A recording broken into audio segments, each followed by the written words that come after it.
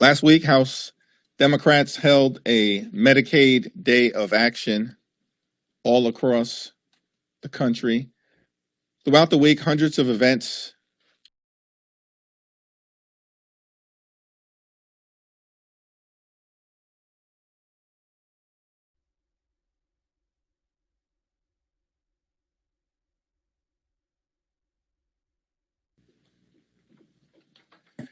Last week, House Democrats held a Medicaid Day of Action all across the country. Throughout the week, hundreds of events took place focused on the Democratic effort to save health care for everyday Americans and contrast that with the extreme MAGA Republican budget plan to visit upon the American people the largest Medicaid cut in American history. This is an issue of life or death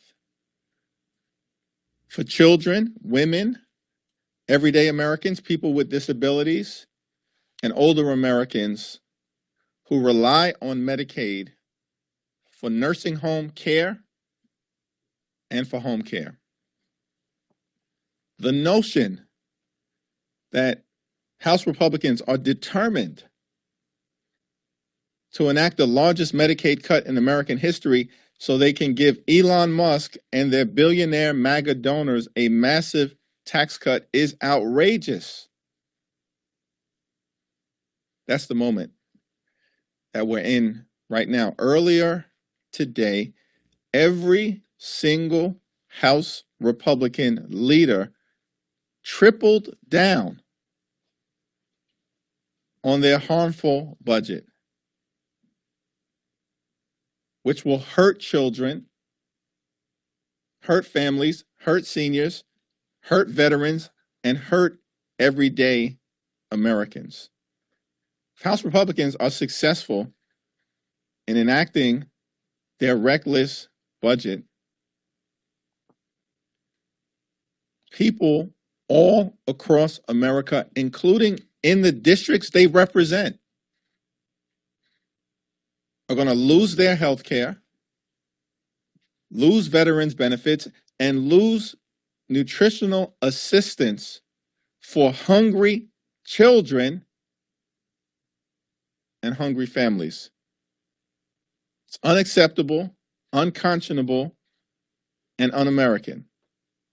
And over the next few weeks, House Democrats are going to do everything we can to stop their reckless budget dead in its tracks. Questions? In a similar vein, with Social Security job cuts to the Social Security Administration, what tools do Democrats actually have to prevent this kind of things from happening? And do you anticipate missed checks coming on Social Security? If Donald Trump and House Republicans want to take a chainsaw to Social Security, Medicare, and Medicaid. Why? To pass a massive tax cut for Elon Musk and their billionaire donors. That's the whole scheme. It is a toxic scheme. Throughout the campaign, Donald Trump promised that Republicans were not going to touch Social Security, not going to touch Medicare, and not going to touch Medicaid. They lied. Republicans are detonating Social Security and its benefits and the Social Security Administration in real time. And benefits are going to be adversely impacted. That's the reality of the situation. It's the reason why House Republicans are running scared. They were directed not to hold town hall meetings. They were missing in action all of last week because they can't justify the attacks on Social Security, the attacks on Medicare, the attacks on Medicaid, and the attacks on the things that matter for the American people. Thank you, Mr. Leader. Republicans are starting to raise concerns about Florida 6, the seat there that was filled by Mike Waltz. I wanted to see if you think Democrats have a chance of actually flipping the seat, or could DCCC should start investing in that race? I personally contributed to both candidates in Florida and have encouraged others to do so. These are races that should not, under ordinary circumstances, be on anyone's political radar. They are safe Republican seats that Donald Trump won by more than 30 points in both instances, including in Florida 6. The American people are not buying what the Republicans are selling. That is why they are on the run. All we hear about, including earlier today, was the notion that Republicans have some massive mandate. There's no mandate to enact the largest Medicaid cut in American history. There's no mandate to try to blow up the public schools in America. There's no mandate to fire thousands of veterans who served this country with great heroism. And now they've been tossed aside and discarded. And so chickens are starting to come home to roost. We've seen it in a variety of different special elections at the state and local level over the last several months. And it will be interesting to see what happens in Florida. These districts are so Republican, there would ordinarily be no reason to believe that the races will be close. But what I can say, almost guarantee, is that the Democratic candidate in both of these Florida special elections will significantly overperform, which will represent another sign that the Republicans are on the run and that Democrats are going to take back control of the House of Representatives next year. Thank you, Mr. Leader. Just changing topics. Obviously, I'm sure you've heard the story by now. The editor-in-chief of The Atlantic says he was caught on this text chain signal chat with top Trump administration officials as they were discussing these airstrikes in Yemen. What is your reaction to that? And do you believe there should be a congressional investigation? There should absolutely be a congressional investigation so that we can understand what happened, why did it happen, and how do we prevent this type of national security breach from ever happening again. This is reckless, irresponsible, and dangerous. Who are some of these people that Donald Trump has put into the most sensitive national security positions in America? We were promised that Donald Trump was going to hire the very best. It's all phony. The attacks on diversity, equity, and inclusion, phony. So it's never about hiring the best people. As Democrats, we actually believe in merit. Merit that should be based on what you know, not who you know. And understand, this whole Trump administration is filled with lackeys and incompetent cronies. I'm not talking about any particular individual, though I will note that the Secretary of Defense, who was on that chain, has got to be the most unqualified person ever to lead the Pentagon in American history. Think about that. You've put these people in charge in a very dangerous world, and then you want to attack communities of color, attack women, and attack others who are actually very qualified? C.Q. Brown, incredibly qualified, brilliant, served this country Well, all of these attacks from the Trump administration on a diverse America, it's all phony. These people are incredibly unqualified, irresponsible, and they're jeopardizing America's national security. Thanks. Go back to this side. You posted a video earlier today saying that House Democrats will prevent the Trump administration from closing the Department of Education. You mentioned 2 lawsuits were filed today. Are there any other plans in the works for you to push back against that executive order that the president signed last week, dismantling the Department of Education? Yeah, the effort to dismantle the Department of Education is deeply unpopular, as is the fact that they are trying to detonate Social Security, Medicare, and Medicaid. I mean, who are these people? This is the mandate that you claim to have? To like dismantle the American way of life? This is why they're on the run. This is why they're hiding from the American people. This is why they're panicking in that Florida special election. This is why Elon Musk is pouring millions of dollars into Wisconsin.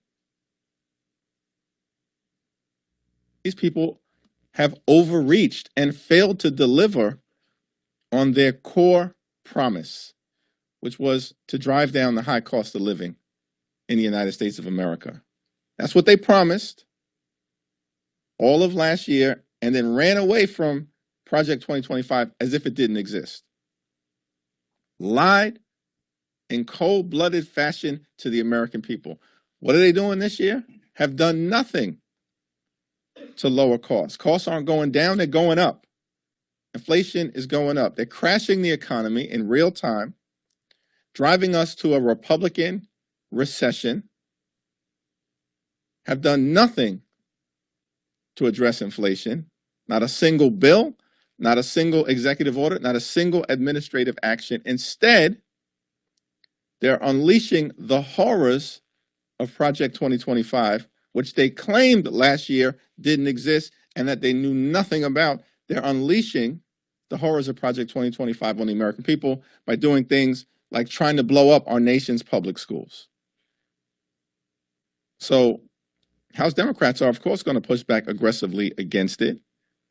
We will stop them in Congress, and we will stop them in the courts. The Department of Education was created by an act of Congress. A wannabe king cannot unravel it. The only way to unravel the Department of Education is through the Congress. Let's be clear, they don't have the votes to do it. It's not happening in the Congress. And it's going to get stopped in the courts.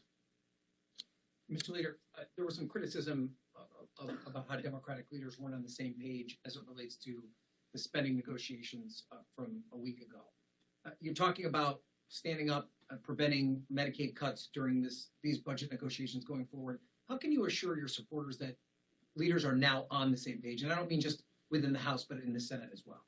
Well, the House was incredibly unified, and we will remain unified in opposition to pushing back against the effort to jam the largest cut to Medicaid in American history down the throats of the American people. Every single House Democrat voted against the reckless Republican budget at the end of February. Every single House Democrat. In fact, every single Senate Democrat voted against the Senate budget resolution. So I'm very confident that we will continue to be on the same page because we have been on the same page as it relates to this issue. Hey, Jeffries, just to follow up on the Signal chat, Representative Chrissy Houlihan sent a letter to you as well as Speaker Johnson calling for further training of members on handling classified documents and information. That wasn't included in the rules package for this Congress. Is that something you support? And do you think that there are issues within the House when it comes to members handling classified information? Haven't had an opportunity to take a look at Representative Houlihan's letter, but we are going to hear from Ranking Member Jim Himes tomorrow, and I look forward to that presentation before the House Democratic Caucus. Thank you, Leader Jeffries. On the subject of Medicaid, you say that the House Democrats are unified on opposing the Republicans' plans, but as you know, for a reconciliation bill in both chambers, you only need a simple majority, and Republicans are in that majority. So how can you tell people who are skeptical, who perhaps agree with you that your strategy is going to be effective? What tangible steps do you have to actually thwart this agenda, if any? At the end of the day, we only need 3 House Republicans to do the right thing and protect the health care of their very own constituents. And there are dozens of House Republicans who know the right thing to do is to vote against this effort to jam the largest Medicaid cut in our nation's history down the throats of the American people. They know it. This is why House Republicans are refusing to engage with their constituents. They are running away from their constituents. They are refusing to hold town hall meetings all across the country. And so it's going to be incredibly important for the citizenry in every single district to make their voices heard as it relates to Republicans and make clear, keep your hands off our health care. In the same way that everyday Americans were able to do that in 2017 during the fight to protect the Affordable Care Act. I would note, despite this claim that is so entirely baseless about some massive mandate, that House Republican leaders continue to put out there as if they have a mandate to take away health care from the American people, which is ridiculous. Back in 2017, when Donald Trump won election the first time, he lost the popular vote, but there were 241 Republicans in the House of Representatives and only 194 Democrats. We were buried deep in the minority. And yet the American people rose up. And as a result, in the House and then subsequently in the Senate, buried deep in the minority, we stopped them from repealing the Affordable Care Act, even though they had massive numbers available to them at the time. In 2024, Donald Trump wins the popular vote, does better in every single state in America than he had previously done, and yet he comes to Congress, and at full strength, there are 220 Republicans, maybe, and 215 Democrats. That's the smallest majority that any party has held since the Great Depression. And so on any given vote, by the time this comes to the floor, a few weeks, but more likely a few months from now, because Republicans can't get their act together on how extreme they want to be at this moment. It only takes 3 Republicans to do the right thing. That's a very different situation than the country found itself in 2017, and yet we were successful then. And as long as the American people show up and stand up and speak up for what we all know is right, we can be successful once more. Thank you, Leader Jeffries. Rep. AOC drew some large crowds on the trail this past week, stumping out west with Senator Sanders. Is it wise to elevate her as a party messenger? And to what extent are you concerned that she could become a prominent boogeyman for the GOP ahead of 2026? She's already a prominent member of the House Democratic Caucus, and I expect that will continue. On community project funding, obviously the recently passed continuing resolution didn't include any for the fiscal year 2025. I'm wondering if you can speak to A, what the impact of that is in your district and other districts, and B, how you and your members are going to approach the loss of that funding going forward. Will you be requesting for 2026?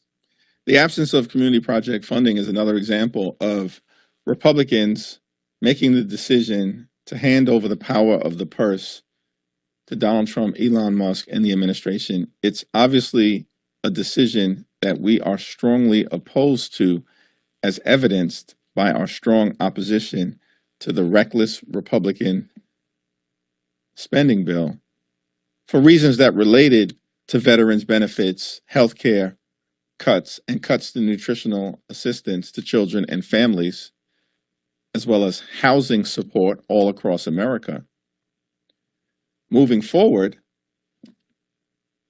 our view will be represented if there are, in fact, bipartisan discussions that take place broadly relating to the congressional power of the purse and making sure that members have the ability to help determine what spending priorities are most needed for the districts that they are privileged to represent, as opposed to some out-of-touch, unelected billionaire puppet master making decisions on behalf of everyday Americans throughout this country. Last question. One of the more tenured members of your caucus is facing a primary challenge. There's obviously been a lot of other discussions around the country about, progressive activists, grassroots activists primarying members that they don't think are taking a hard enough tack against President Trump or have simply been in office too long. Are you concerned at all about incumbents getting ousted this cycle, and what specific steps are you taking? I'm not familiar with who you're talking about. Congressman Schakowsky is facing a challenge from Kat. She's a longstanding member, obviously a longstanding stalwart progressive member. I'm unfamiliar with this particular challenge, so I can't comment on it beyond having a conversation with Jan at some point. There's a lot of energy, a lot of angst, a lot of anxiety, of course, across the country as it relates to the parade of horribles that Donald Trump has been unleashing on the American people. Our focus is going to be stop bad things from happening to the American people. And there'll be a time and place where the politics will take care of itself. Thanks, everyone.